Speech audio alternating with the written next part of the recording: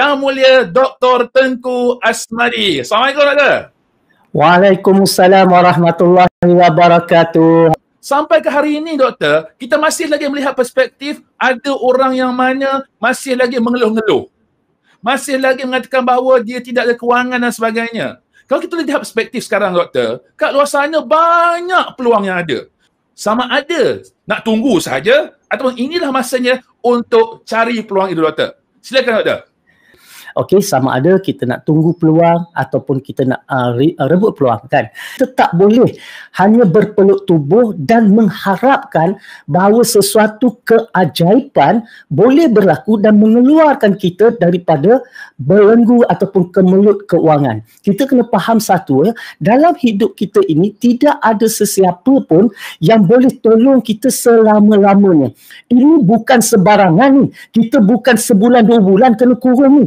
Saya rasa benda ni boleh berlarutan setahun 2 tahun. Maka saya mula berfikir, takkan saya nak duduk diam dalam masa setahun 2 tahun apabila bidang latihan dah tak boleh dilaksanakan. Dan kebetulan pula ramai rakan-rakan trainer yang mana ada yang mula buat pekerjaan-pekerjaan yang lain dan ada yang kena halau daripada rumah sewa, ada yang terpaksa tutup pejabat sebab tidak ada kemampuan, ada yang dah mula buang pekerja, terpaksa hentikan pekerjanya sebab tak mampu. Jadi oleh sebab itu, saya melihat ini masanya untuk mencari peluang. Baik, bila kita sebut tentang PKP, apa bentuk peluang yang boleh dilakukan? Bentuk peluang yang dilakukan sebab semua orang sekarang ni berurusan secara online. Ada orang, Doktor, yang mana dah hilanglah dia punya punca hingga membuat keputusan untuk bunuh diri, Doktor. Betul kata Tuan Fazul. Pertamanya sekali, semua orang tidak memiliki kekuatan yang sama.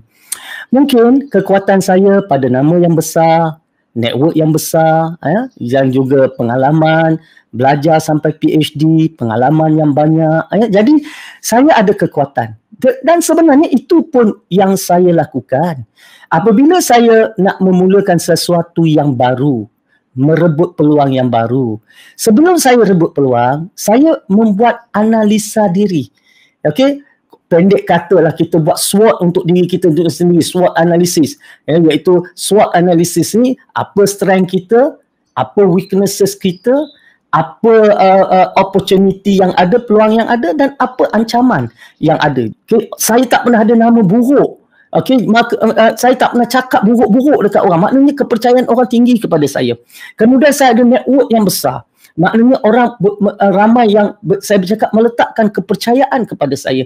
Bermakna bagaimana saya nak memanfaatkan nama saya, network saya untuk diri saya dan untuk mereka yang ada di sekeliling saya tu. Jadi saya mula fikirkan apakah perkara yang boleh dilakukan. Baik. Jadi oleh sebab itu, kalau kita tak ada nama macam nama besar macam okey Dr. Tengku Asmadi ada nama besar, network besar, orang percaya dekat dia, follow dia pun beratus ribu orang. Baik. Maka kita boleh tumpang. Kita boleh tumpang apa yang orang itu lakukan. Apa yang saya dapati pula, setiap kali berlaku kemelut keuangan, kemelesetan ekonomi, setiap kali itu sentiasa ada jutawan-jutawan baru yang dilahirkan. Ada. Dan mereka ini adalah orang yang merebut peluang yang kreatif, inovatif di musim, di saat keadaan bermasalah. Sebab kita kena faham setiap kali ada masalah, sentiasa ada peluang-peluang baru. Dan saya lihat antara bidang selepas 4 kali, saya nampak antara bidang yang memang meletup, orang selalu cari, bisnes bidang ini akan sentiasa meletup di kala waktu ekonomi meleset adalah dalam bidang networking, MLM dan sebagainya.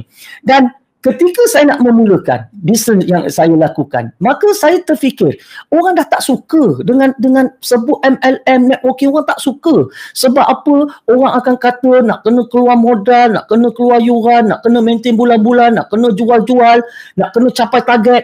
Maka saya buat kajian. Bila saya buat kajian, ada tak satu bisnes yang tak perlu lakukan semua itu? Dan akhirnya saya jumpa